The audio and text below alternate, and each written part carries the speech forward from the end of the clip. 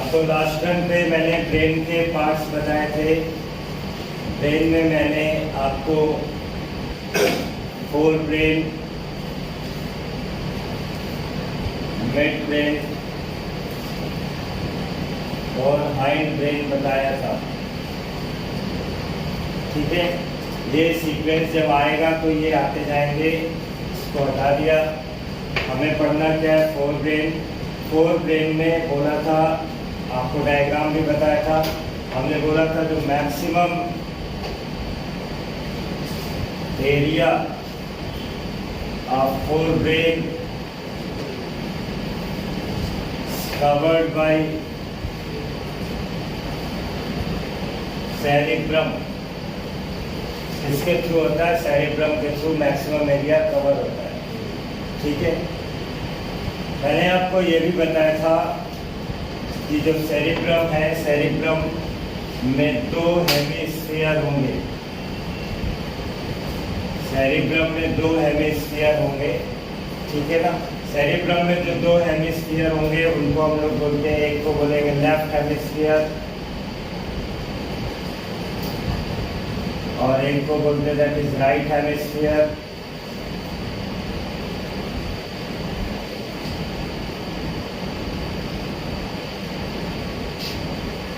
जो सेरिब्रम का सरफेस होता है वो स्मूथ ना हो करके उस पर बहुत सारे कन्वर्जन्स होते हैं। उन कन्वर्जन्स को इस तरह से, कुछ कन्वर्जन्स होते हैं, इस तरह से कुछ कन्वर्जन्स होते हैं। ठीक है, जो ये डिजीज है और ये इनको हमने बोला ये डिप्रेशंस है। डिजीज को हम लोग बोलते हैं दैट इज गायरस और डिप्रेशंस को अपन बोलते हैं दैट इज सल्फरस। याद रखना, जहाँ पे भी अस और अम आएगा, ठीक है ना, वो सिंगुलर फॉर्म में है।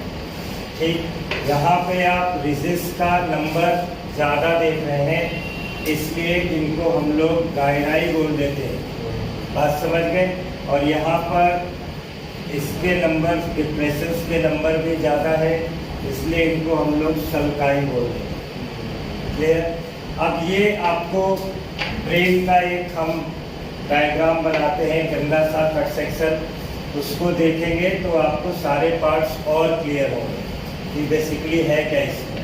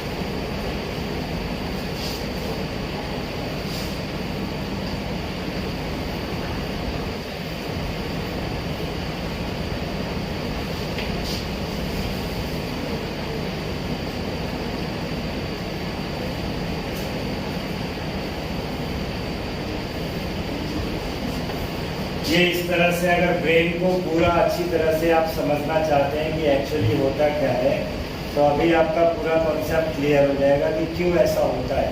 बात समझिए। सबसे ज़्यादा एरिया जो कवर करता है, एकदम से नोट मत करें, कुछ भी मत करें, सबसे ज़्यादा जो एरिया कवर करता है उसको हम लोग बोलते हैं दैट इज सेरिब्रम। सेरिब्रम के बाद आएगा सेकेंड पार्ट दैट इज डायनसिफेलॉन। ठीक है, डायनसिफेलॉन का जो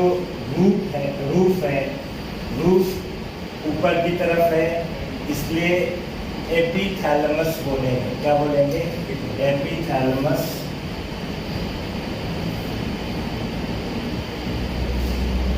बीच में हो जाता है this one is the thalamus. इसका जो फ्लोर है, this floor is known as hypothalamus.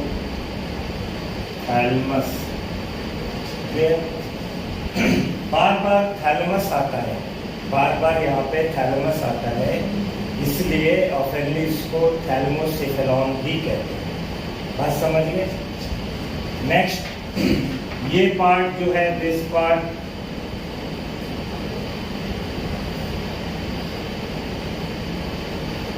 ये मिड ब्रेन का पार्ट है। इसको हमने कहा सुपेरियर, या हमने बोला एंटीरियर ऑप्टिक लोब।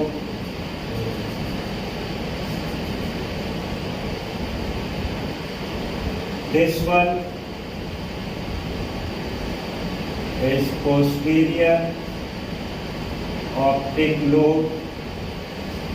ठीक है, ये पार्ट जो है ये cerebellum, this part is cerebellum, और यहाँ पे एक ट्री जैसा स्ट्रक्चर दिखाई देता है जिसको हम लोग बोलते हैं that is tree of life या आर्बर विटी।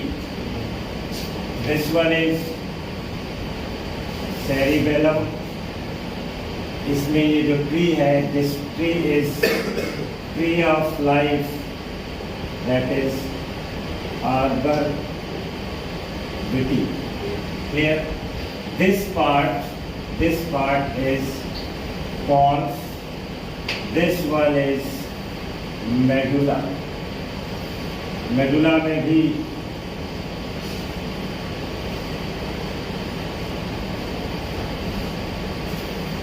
अभी हम आपको बताएंगे कि ये क्यों ऐसा किया। बात समझ में डायग्राम होता क्या है? जैसे ये अभी सेरिब्रम है, this one is the olfactory lobe. आप बनाएंगे नहीं क्योंकि इसमें कई स्ट्रक्चर हम बता देंगे रिलेशन के बाद, ये हट गए हमारे में। ठीक है ना? This one is olfactory lobe. ठीक है, यहाँ पर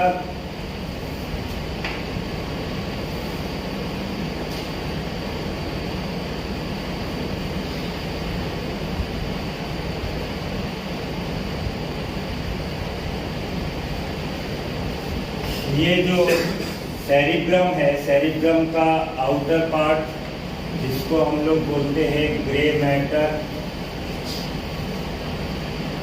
या इसी को हम लोग कभी कभी सेरिब्रल कॉर्टेक्स कहते हैं।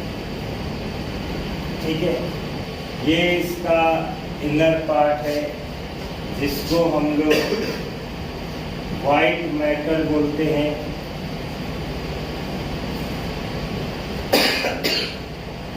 वाइट मैटर बोलेंगे या कभी कभी सेरिब्रल मेडुला भी कहते हैं। क्लियर? इसके अंदर जो ग्रे मैटर है इसको ग्रे मैटर क्यों कहते हैं? ऐसा बोला जाता है जिनमें ग्रे मैटर ज़्यादा है वो एनिमल्स ज़्यादा इंटेलिजेंट है। बात समझ गए? हम एनिमल्स की बात किए, हम ह्यूमन की बात नहीं की है। Reason species to species grey matter का जो अमाउंट है वो वैरी करता रहता है। ये सब क्वेश्चंस के आंसर है। बात समझ गए? Species to species grey matter का अमाउंट वैरी करेगा। ग्रे मैटर जिनमें ज़्यादा होगा उनको हम लोग ज़्यादा इंटेलिजेंट बोलेंगे। इसमें ग्रे मैटर में सिंपली है क्या? ग्रे मैटर में ये एक्सॉन्स, साइटॉन्स हैं, मतलब न्यूरॉन्स बोलेंगे। ग्रे मैटर में ये न्यूरॉन्स हैं और इस तरह से जिनका इस तरह से बहुत सारे न्यूरॉन्स हैं जो इस तरह से आए हुए हैं। बात समझ में? न्यूरॉन को अगर आपको समझना हो या नर्व सेल को अगर आपको समझना हो तो आप सिंपली एक बल्ब ले लीजिए, बल्ब में 1 मीटर तार जोड़ दीजिए। ये आपने बल्ब ले लिया, बल्ब में ये 1 मीटर आपने उसमें वायर जोड़ दिया।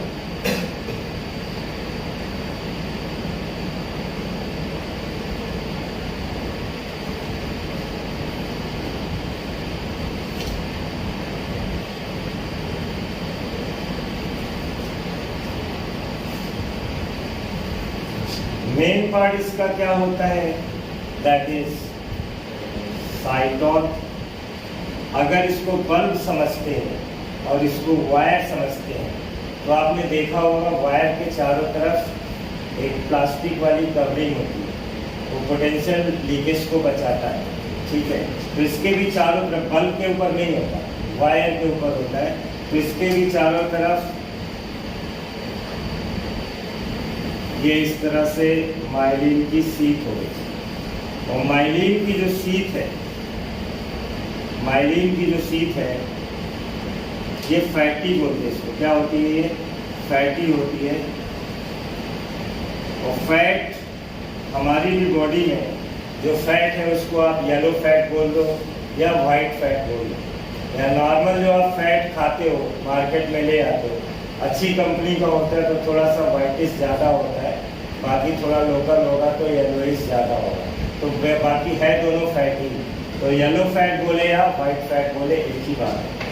This one is the myelin sheath. और माइलिन क्या है? फैटी है। क्लियर? ये अभी मैंने बोला ये कैसा? वाइट कलर का होगा, ठीक है। ये एक्चुअली ये जो है यहाँ पे माइलिन की शीथ नहीं है, दैट्स वाई ये कैसा दिखाई देता है? ग्रे कलर का दिखाई देता है। ये आप बल्ब किस लिए लगाते हैं? अंधेरे को दूर करने के लिए। बाकी सारा मेजर फंक्शन कौन कर रहा है? ये कर रहा है। ये क्या कर रहा है? सिर्फ इलेक्ट्रिसिटी का कंडक्शन कर रहा है। नर्व के केस में भी ऐसा ही होता है। बात समझ गए? तो मेजर काम कौन करेगा? ग्रे मैटर करेगा मेजर वर्क। इसीलिए बोला जाता है ग्रे मैटर ज़्यादा होगा तो इंटेलिजेंट ज़्यादा होगा। बात समझ गए? जहाँ जहाँ पर साइटोन ज़्यादा होंगे वहाँ पे ग्रे मैटर का अमाउंट ज़्यादा होगा। और जहाँ ग्रे मैटर होगा वही पार्ट मेन बोलेंगे या वही पार्ट इम्पॉर्टेंट होगा ब्रेन के अंदर। बात समझ गए? मेजर चीज़ें वही कवर कर रहा होगा, वही सारा कंट्रोल कर रहा होगा। बात समझ गए ना? देखेंगे इसमें भी इस तरह से होता है। ये आपका साइटोन है, इस तरह से डेफिनेट आते रहते हैं। क्योंकि बहुत सारे होते हैं इसलिए हम लोग इसको क्या कर देते हैं? ऐसे डार्क कर देते हैं।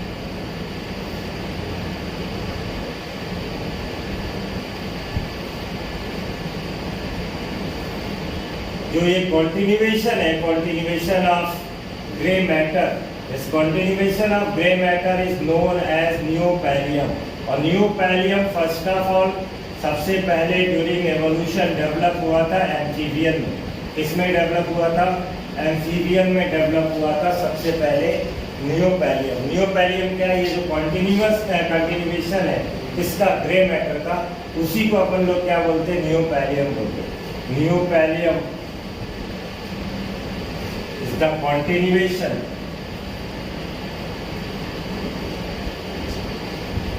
ऑफ ग्रे मैटर,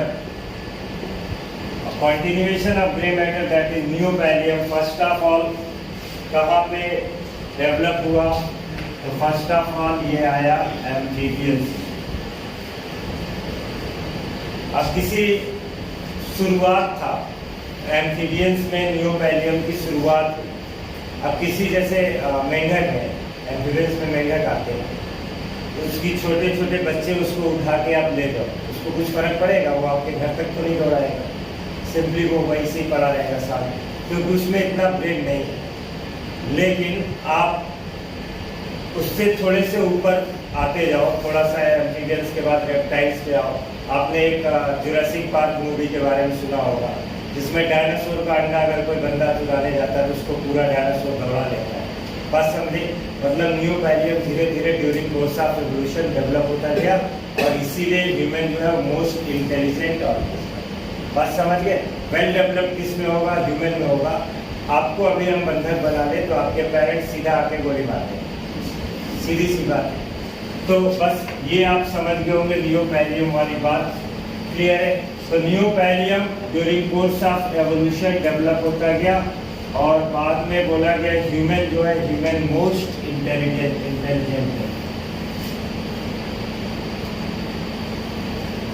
कितनी बात समझ में आ गई?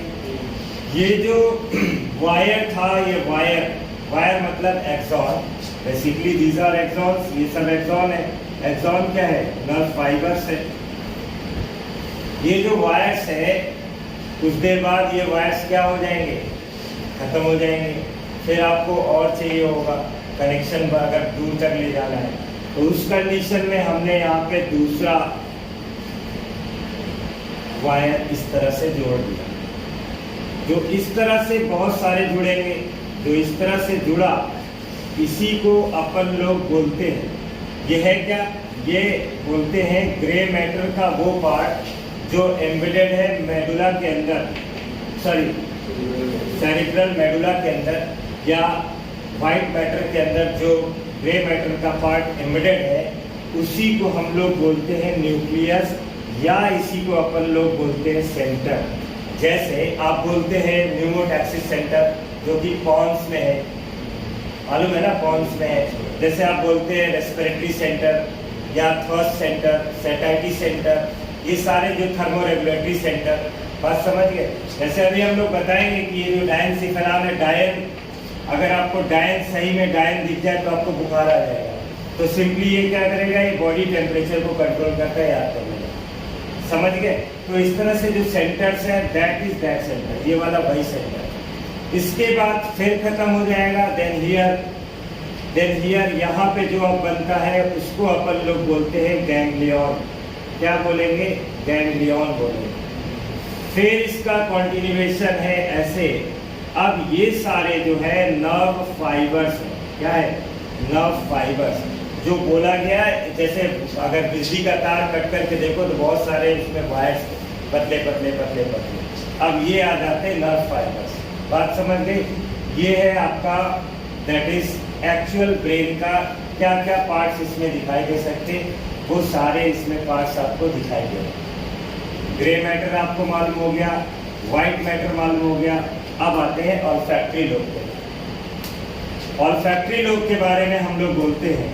ऑल्फैक्टरी लोब हम लोगों से ज़्यादा, ये एक्चुअली किससे ऑल्फैक्टरी लोब, जिसको हम लोग ऑफेनली राइनिनसेफेलॉन बोलते हैं। आपने राइनोसॉरस का नाम सुना होगा, जिसमें बोलते हैं ना उसकी नाक पे सींग होता है, तो आप उससे याद रखेंगे। ऑल्फैक्टरी ऑल्फैक्शन सुनने से रिलेटेड है और इसको अपन रिलेट कर दे रहे किससे? राइनिनसेफेलॉन। अगर इसको बोलेंगे राइनिनसेफेलॉन मतलब ऑल्फैक्टरी लोब हम लोगों से ज़्यादा डेवलप होता है डॉग्स में। कुत्ते में ऑल्फैक्टरी लोब वेल डेवलप होता है। एक्चुअली होता क्या है, जो डॉग है ना, डॉग अगर आप उसको कोचिंग तक लेके आ जाते हो, इनकेस आप लेके आ गए, आपके पीछे पीछे आ गया और उसको किसी ने भगा दिया मार के, तो वो घर चला जाता है। क्यों चला जाता है? आपने देखा होगा जब आता जाएगा थोड़ी थोड़ी देर पे यूरिनेशन करता है, आता है ऐसा। ये एक्चुअली इसके यूरिन में फिरोमोन्स होते हैं जिनको वो सूंघते हुए घर पहुंच जाता है। समझ गए? कहाँ। तो हम लोगों में बहुत ज़्यादा ऑल्फैक्टरी लोब डेवलप नहीं होता, इसलिए अपन इसको सिंपली ऐसे बना। और हमारे में ऑल्फैक्शन का काम, क्योंकि ये बहुत छोटा है तो सारा काम कौन संभाल लेता है? सेरिब्रम संभाल लेता है। बात समझ गए? This part is cerebrum. I think बहुत सारे टर्म्स आपको क्लियर हो गए होंगे। आप इसको एक बार नोट कर लीजिए, देन आगे के टर्म्स बताएं। सेरिब्रम, अब सेरिब्रम में आपको तो दो चीजें करके हम लोग बात कर सकते हैं। एक हम लोग बोल देंगे दैट इज सेरिब्रल कॉर्टेक्स, बोल देंगे ना सेरिब्रल कॉर्टेक्स, और एक अपन बोल देंगे दैट इज सेरिब्रल मेडुला, ठीक है ना। जो major part that is covered by cerebral cortex, वो तो थोड़ी देर पहले ही बोला कि क्या है सेरिब्रल कॉर्टेक्स, ये हमारे में जो ह्यूमन में सिंपली ग्रे मैटर ज्यादा होगा। तो मेजर पार्ट कौन कवर करता है? Major part covered by cerebral cortex. आपसे पूछा जाता है सेरिब्रल कॉर्टेक्स के कितने लेयर्स होते हैं, तो 6 लेयर्स होते हैं सेरिब्रल कॉर्टेक्स के। कितने लेयर्स होंगे? 6 लेयर्स होते हैं, ठीक। ये सेरिब्रल कॉर्टेक्स को अपन एसोसिएशन एरिया भी बोलते हैं। क्या बोलते हैं? एसोसिएशन एरिया बोलेंगे सेरिब्रल कॉर्टेक्स को। जितना भी नर्व इंपल्स ब्रेन में आ रहा है उसको प्रोसेस करने का काम, समझ गए, उसका जितना भी फंक्शनिंग है उसको प्रोसेस करने का काम कौन करता है? सेरिब्रल कॉर्टेक्स करता है। तो एसोसिएशन एरिया किससे रिलेटेड है, या एसोसिएशन एरिया किसको कहते हैं? एसोसिएशन एरिया सेरिब्रल कॉर्टेक्स को कहते हैं। सेरिब्रल कॉर्टेक्स क्या होता है इसमें? एसोसिएशन एरिया में जितना भी नर्व इंपल्स टुवर्ड्स ब्रेन आ रहा है उस पे जो भी एक्शन एग्जीक्यूट होगा वो कौन करेगा?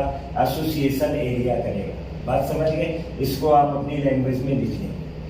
होता क्या है, जैसे अभी थोड़ी देर पहले मैंने बोला था कि ये इस तरह से आपको कन्वर्जेंस दिखाई देते ना, ये कन्वर्जेंस दिखाई देते।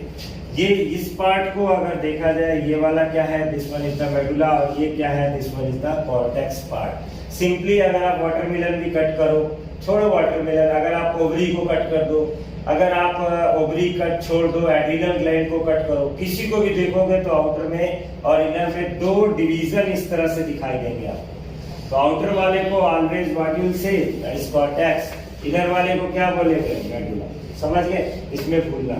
ये जो फोल्डिंग होती है, ये फोल्डिंग का फंक्शन क्या है? सिंपली अगर मान लीजिए ये है ना इस तरह से, जैसे ये पेपर है ना, इस पेपर को आप क्या करो? डिफरेंट इसकी फोल्डिंग बना दो।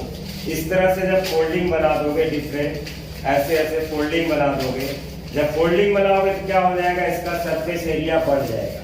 सिंपली सेम कॉन्सेप्ट इसमें भी होता है। याद रखिएगा, ब्रेन में गायराई एंड सल्काई, लंग्स में एल्वियोलाई और इंटेस्टाइन में villi, they increases the surface area. बात समझ गए? तो हम लोग बोलेंगे ये जो गायराई एंड सल्काई है, गायरस सल्कस, समझ गए? Gyri sulci, gyri and sulci increases surface area, surface area बढ़ाते हैं, ठीक। ऐसे ही एल्वियोलाई,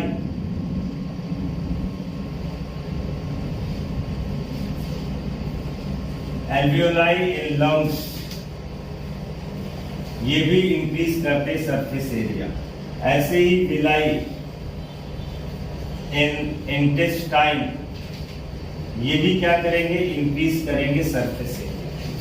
अगर बोला था ये जो सेरिब्रल हेमिस्फीयर होता है 2 पार्ट्स में होता है। कितने पार्ट्स में होता है? 2 पार्ट्स में होता है।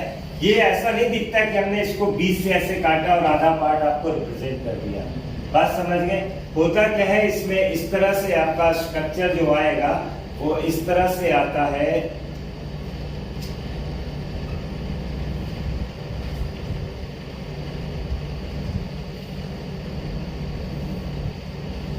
इस तरह से आपको स्ट्रक्चर दिखाई देता है बेसिकली।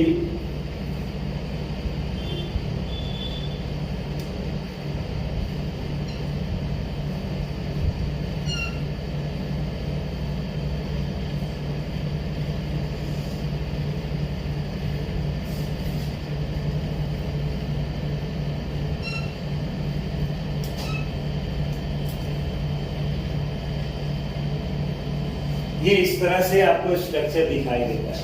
ये जो 2 हेमिस्फीयर को लॉन्गिट्यूडली डिवाइड कर रहा है, इसको हम लोग लॉन्गिट्यूडिनल, इसको हम लोग लॉन्गिट्यूडिनल सल्कस बोलते हैं। क्लियर है? ये 2 को डिवाइड करेगा। ये जो दोनों hemisphere, these are the 2 cerebral hemisphere, और आप सभी को अब मालूम है ये आउटर वाला क्या दिख रहा है आपको? ग्रे मैटर दिख रहा है। अब शायद और पिक्चर क्लियर होगी। ये आउटर वाला आपको ग्रे मैटर दिख रहा है और बीच में क्या दिख रहा है, बीच में आपको दिख रहा है that is white matter. This one is the grey matter and this one is the white matter. ये जो दोनों सेरिब्रल हेमिस्फीयर है ये बैंड्स ऑफ नर्व्स की मदद से जुड़ते हैं। किसकी मदद से? With the help of bands of nerves.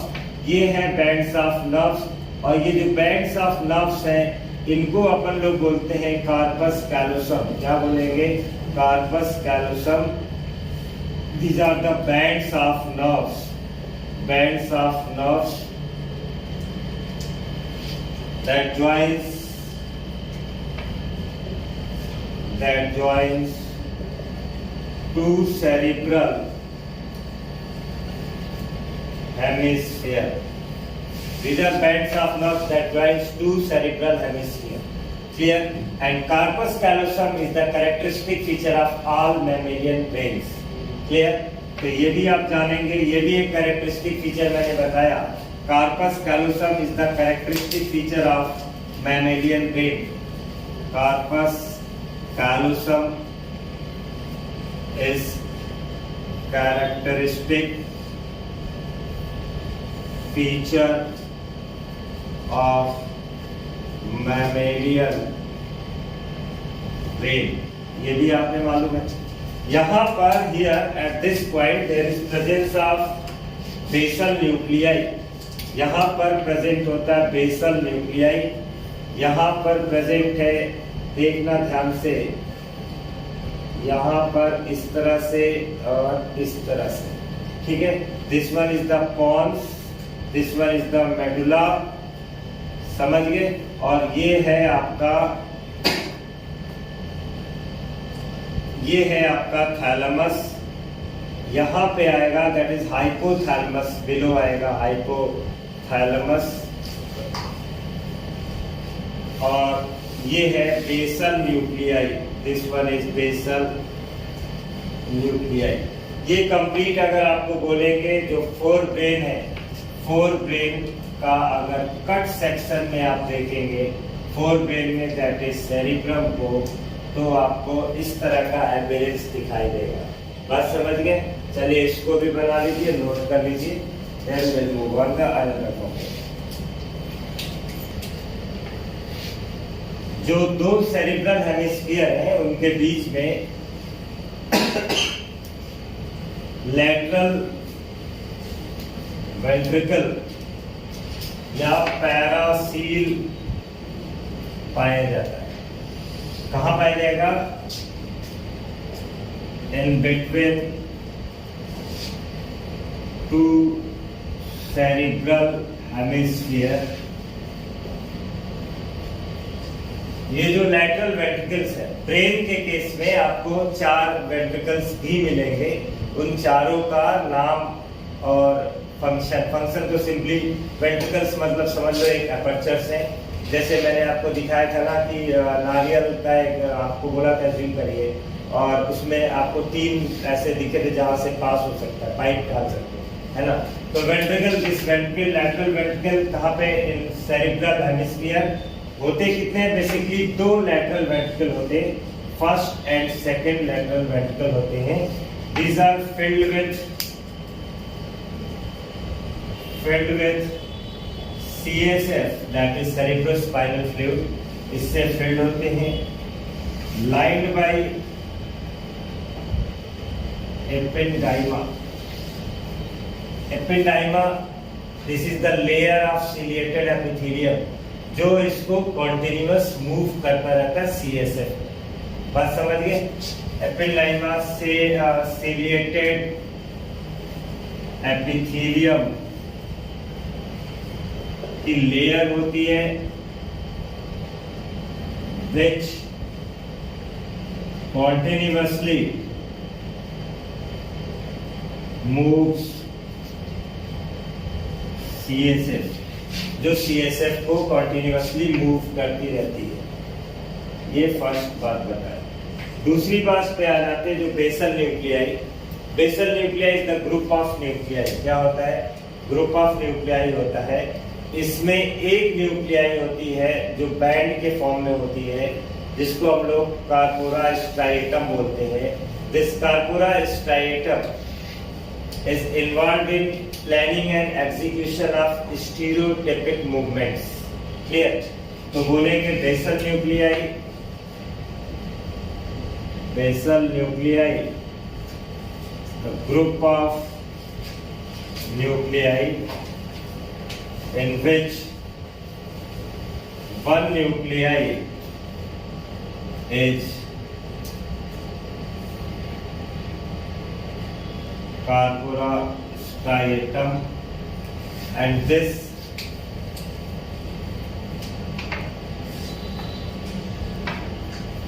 in form of band।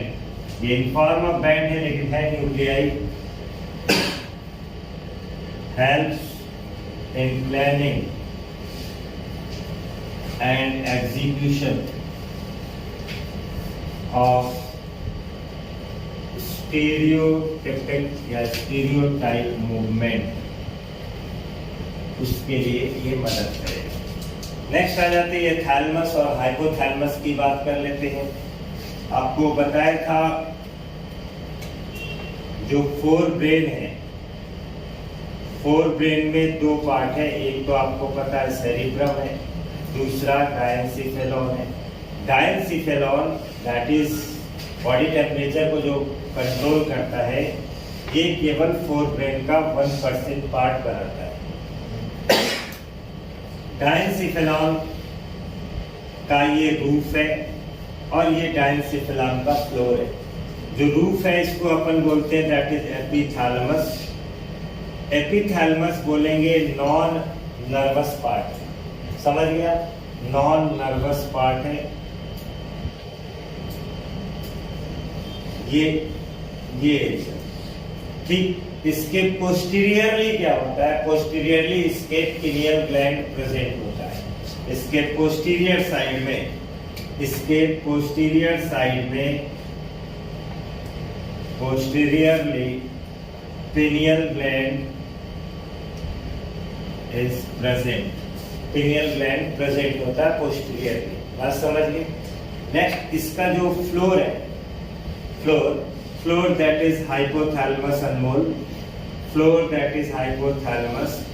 This hypothalamus ये जुड़ा होता है पिट्यूटरी ग्लैंड से स्टाफ की मदद से, और उस स्टाफ को हम लोग बोलते हैं इन्फंडिबुलम। ये भी आपको बताया गया है। बात समझ गए? हाइपोथैलेमस ज्वाइंट विथ या attached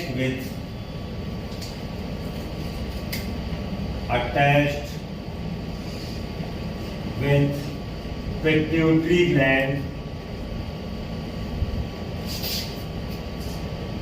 with the help of stalk, और स्टॉक जिसको अपन क्या बोलते हैं?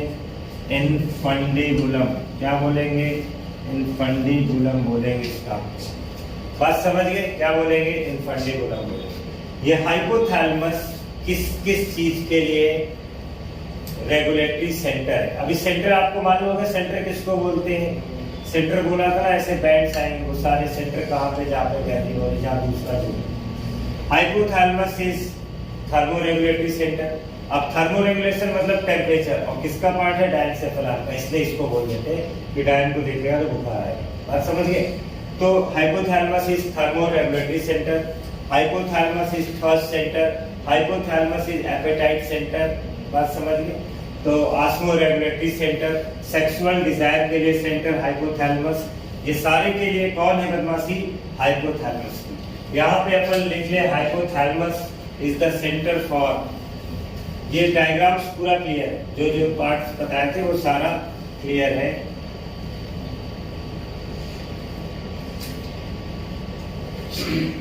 हाइपोथैलेमस किसके लिए? थर्मोरेगुलेटरी सेंटर है,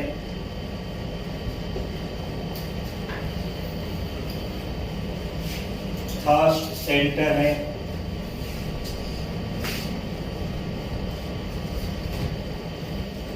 एपेटाइट सेंटर है। एपेटाइट मतलब जो भूख लगती है, एपेटाइट सेंटर। सेटाइटी सेंटर भी है। सेटाइटी सेंटर मतलब जो हमें सेटिस्फैक्शन मिलता है खाना खाने के बाद, उसको हम लोग सेटाइटी बोलते हैं। उसके लिए भी कौन है, जरा ठीक है। अब ऑब्वियसली एपेटाइट सेंटर भूख लगी है तो हाइपोथैलेमस काम ही नहीं करा, ठीक है आप खाते चले गए, तो ऐसा तो हो नहीं सकता। एक सेटिस्फैक्शन मिल गया ना, अभी हमने खाना खा लिया है, तो दैट इज सेटाइटी सेंटर। किससे रिलेटेड है, हाइपोथैलेमस कंट्रोल करता है। Along with that osmo regulatory centre, osmo regulatory centre. Osmo regulatory centre के साथ साथ अपन बोलेंगे दैट इज सेक्सुअल डिजायर। ये सारे के लिए कौन कंट्रोल करता है, हाइपोथैलेमस कंट्रोल करता है। क्लियर? एक्चुअली क्या होता है, मैंने बोला था जो एपिथैलेमस है, epithalamus and hypothalamus, epithalamus and hypothalamus, इनके बीच में भी क्या होते हैं, न्यूक्लियस होते हैं, जिनको हम लोग क्या बोलते हैं, इनके बीच में न्यूक्लियस होगा। कितने न्यूक्लियर होंगे, 2 न्यूक्लियर। इनको अपन बोलते हैं दैट इज थैलेमस। क्या बोलते हैं, थैलेमस। एंड थैलेमस किसका काम करता है, रिले सेंटर का काम करता है। किसका काम करेगा, रिले सेंटर का। जो भी सेंसरी इंफॉर्मेशन ब्रेन के पास आ रहा है, इसके थैलेमस के पास आएगा, वो ट्रांसफर कर दिया जाएगा इसको सेरेब्रम को, ठीक है ना। जो भी सेंसरी इंफॉर्मेशन, सेंसरी इंफॉर्मेशन वही सनसनी केस कवर बताया था ना, ठीक है। सेंसरी इंफॉर्मेशन को ट्रांसफर करता है, को ट्रांसफर करेगा सेरेब्रम, क्लियर, और प्लानिंग हो। देन बोलते हैं अपार्ट फ्रॉम दिस, बहुत सारे ऐसे न्यूक्लियस हैं जो हाइपोथैलेमस के अराउंड लिप लाइक मैनर में होते हैं, ठीक है। Apart from this many other nuclei are present around hypothalamus। Hypothalamus के अराउंड बहुत सारे और न्यूक्लियाई प्रेजेंट होते हैं। किस फॉर्म में होते हैं, in lip like manner, lip like, lips जैसे होते हैं इस तरह से लिप लाइक मैनर में होंगे। और इनको अपन बोलेंगे दैट इज लिम्बिक सिस्टम। किसका फॉर्मेशन करते हैं, लिम्बिक सिस्टम का फॉर्मेशन करते हैं। लिम्बिक सिस्टम में ऐसे ही 2 न्यूक्लियस की अगर बात करें, कोई 2 न्यूक्लियस, तो एक होता है आलमंड शेप, जिसको हम लोग बोलते हैं एमाइगडाला। एमाइगडाला ये आलमंड शेप होगा, and this controls fear and emotions. किसके लिए, फियर एंड इमोशंस के लिए है। और ऐसा ही एक न्यूक्लियाई है जिसको हम लोग हिप्पोकैम्पस बोलते हैं। Hippocampus that is sea horse, आपको मालूम होगा सी हॉर्स शेप है। ये क्या करता है, ये शॉर्ट टर्म मेमोरी को कन्वर्ट करता है लॉन्ग टर्म मेमोरी में। Clear, it converts short term memory into long term memory.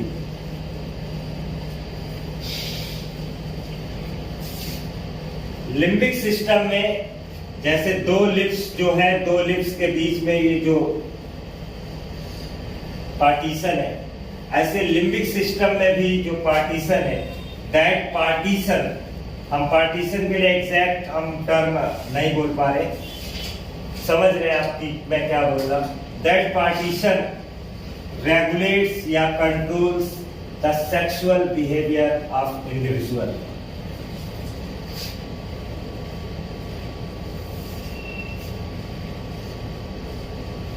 Clear? तो ये रहा आपका फोर ब्रेन यहाँ पे एंड होता है। फोर ब्रेन के बाद मिड ब्रेन में ज्यादा कुछ नहीं है, उसमें भी आप पता है तो अभी हम देखते इसको नोट कर